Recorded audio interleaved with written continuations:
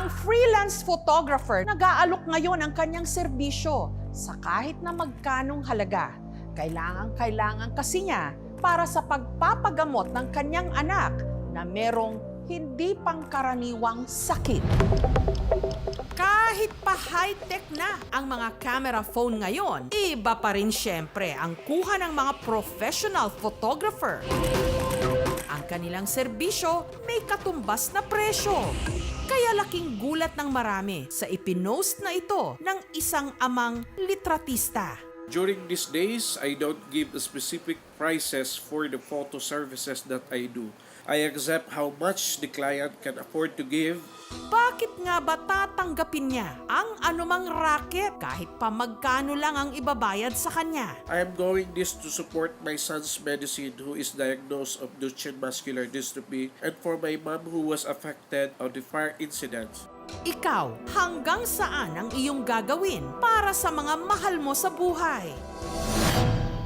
Ang lalaki sa viral post, ang 49 anyos at 14 na taon ng freelance photographer, si Alexander. Nagulat na lang po ako, naging viral eh. I need to help my mother, the expenses of the medicine of my son. 3,000 weekly. Mahirap po. Iniisip ko rin yung paano ko bubuhayin pag walang klarong income. Dito sa Sukat, Parañaque, nangungupahan ang pamilya ni Alexander. Ang kanilang araw-araw na buhay, ipinasilip nila sa lente ng aming kamera. Dito nakita kung paanong parang bilanggo sa sarili niyang wheelchair ang bunsong anak ni Alexander. Si Angel, 11 years old, ang bata. Limitado ang bawat galaw. Binubuhat namin si Bunso. Araw-araw po, transfer, maliligo, magsi-CR. Ang dalawa niyang paa, pirming nakabaluktot. Ang kanyang mga kamay, hindi niya maiunat. Hirap ding makahawak ng anumang bagay si Angel. Kalbaryo, maging ang simpleng pagkain. Kailangan pong anuhin po. Ayun na. Opo. Hindi po kami matutulog pag hindi nagdadasal eh. Si Bunso, bago matulog, Papa, lalambing yan, pahilot. Usually sa gabi, nandun naman po ako except pag nasa out of the town. Okay.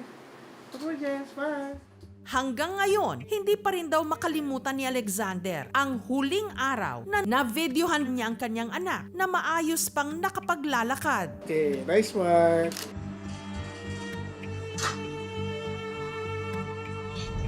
Siyam na taon daw si Angel nung na-diagnose na may sakit na kung tawagin, Duchenne muscular dystrophy. Hindi pwede maligo kasi punta na. Isa itong namamanang karamdaman kung saan unti-unting humihina ang mga muscle ng katawan.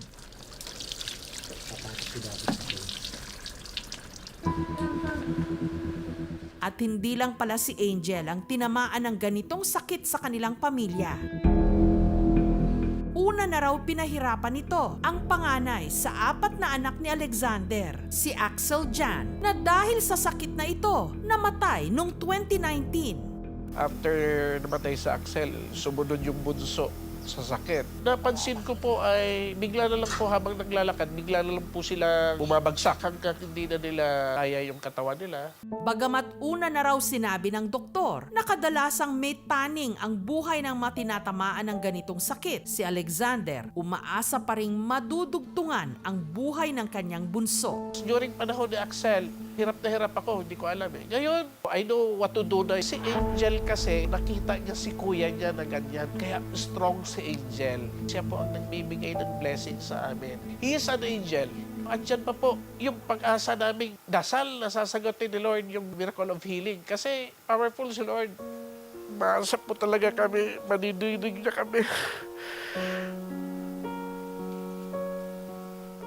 Ang tanging niyang inaasahan para buhayin ang kanyang pamilya, ang kanyang racket bilang freelance photographer. Nagsimula ako ng libre sa mga pinsan, kaibigan. Oy, libre lang yung shoot. Hanggang sa may nag-advise sa akin na, pare, na gawin mong karir yan. Nagsimula ako sa simbahan hanggang sa lumawak na yung photo works ko. Ito pa yung dalawang camera ko. Ito yung mga binigay sa akin ng client ko at the same time na isang naging mabuting kaibigan. Sinasabi ko, bahala na po kayo. Hindi po ako nagdi-demand. Sinubukan ko pong mag-rate kaso ibang client po talaga naghahanap ng mura. So instead na meron, nawawala. So okay na po sa akin kahit maliit, basta meron minsan 2,000, 3,000, 5,000. Sa kita niya rito kinukuha ang pang-araw-araw nilang panggastos, pati na ang lingguhang maintenance medicine ni Angel. Food supplement, dito po siya nahiyang eh.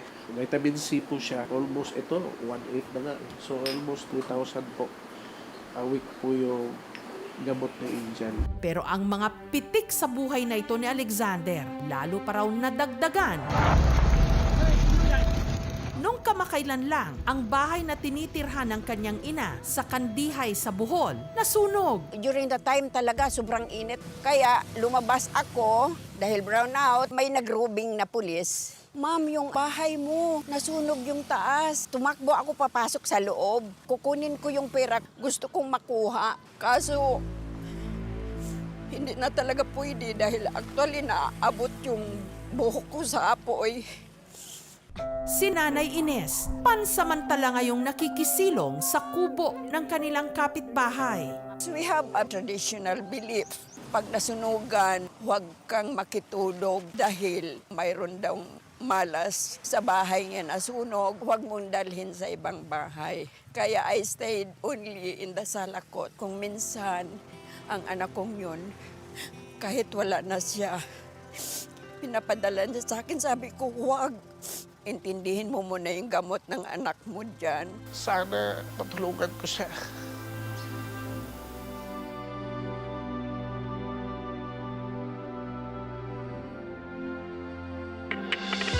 Isa sa mga tumalima sa panawagan ni Alexander, Look at the camera. Look at the camera. ang mag-partner na sina Rogelio at Roselyn, Oh, harapan kayo. na kinomisyon siyang kuhanan ng kanilang pamamasyal sa bayan ng Giwan sa Eastern Samar. Ako po ang sumasagot sa mga plane ticket. Kami na lang po yung mag-provide ng expenses sa lahat po. Nahikayat kami tumulong talaga kasi kailangan ng tao. Pero sa kalagitnaan ng kanilang photoshoot, Charis, na-shock. si Rogelio biglang lumuhod. Charis, yes. Magpo-propose pala siya sa kanyang nobya. Dito na kayo, kayong tatlo please. Mukhang si Alexander pa ang kanilang lucky charm. Nagpapasalamat kami sa maganda mong pag-produce. Welcome, welcome. At umaasa kami sa inyong kasal. Kami pa rin inyong kungunin. Samantala, una nang nagpaabot ng tulong ang lokal na pamahalaan ng Kandihay. Siniguro rin nilang ilalapit si Nanay Ines sa kanilang pabahay program. Og kini nga certificate magamit nimo sa pag-claim og any assistance. Bong, ay lamang kabalaka sa imong inahan kay ni Amandere maayo man iyang pagpuyo niya, magkaon, maligo, iya pong higdaan. Ang aming programa nag-abot na rin kay Nanay Ines ng tulong pinansyal. Salamat sa tulong ng KMJS. Maraming salamat, Bong. At saka, huwag tayong sumuko. Alam ko nandiyan si Lord. Tutulong sa atin. Huwag kang bibitiw. At ako rin, hindi bibitiw. Pasalamat ako kay Lord. Sinagot niya yung dasal ko. Salamat din po sa mga taong willing tumulong at patuloy na tutulong. Sinamahan din ng aming timang mag-ama para ipakonsulta si Angel sa isang espesyalista. Kailan niyo napansin? Napansin namin, Doktora, na Nag-may symptom si Angel. mga July of 2019 po, Dok. Kaya mo bang bumangon? Hindi na po. Hindi na. Lalaki kadalasan ang naatatatamaan. Napapagkamalan sila na lampa, nahihirapan gumalaw, mabagal maglakad. Tatlo po sila na lalaki. Okay naman po, so far si Andre. Kasi iba-iba din silang specific gene. Wala pang specific cure. We have treatments proven that will help them prolong their life and prevent complications. Marami pong mga clinical trials on muscular dystrophy. Meron na din pong approved na genetic therapies. Pero dito sa Pilipinas, ang ginagawa natin, ang sinusundan natin ay standard of care. Nagbigay rin ang aming programa ng financial assistance para kay Alexander. Malaking tulong po para kay Angel. Maraming salamat po. At para may magamit siya sa kanyang mga racket, ang hindi alam ni Alexander,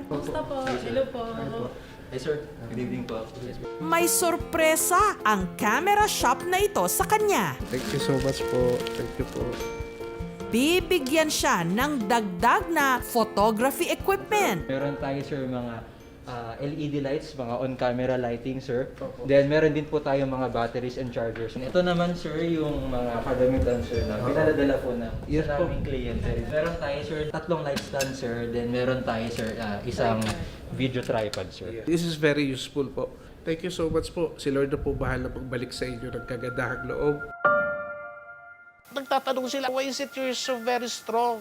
Kung ganito yung problema mo, sunod-sunod. Ganun po yung buhay ko, ma'am eh. I need to accept it. I need to carry my cross. Ayoko sumuko. Para sa akin, walang salitang pagod. Pwede magpahinga, pero walang salitang pagod. Pagdating sa pamilya, Hindi lahat ng nakukunan ng kamera masasaya at magaganda. Meron din yung mga masasakit, mga mukha ng paghihirap. Pero sa gitna ng ganitong mga pagsubok, mas nakikita rin ang mga larawan ng katatagan.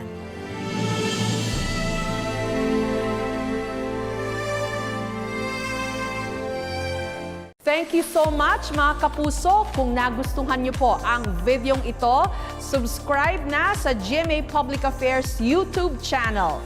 Don't forget to hit the bell button for our latest updates.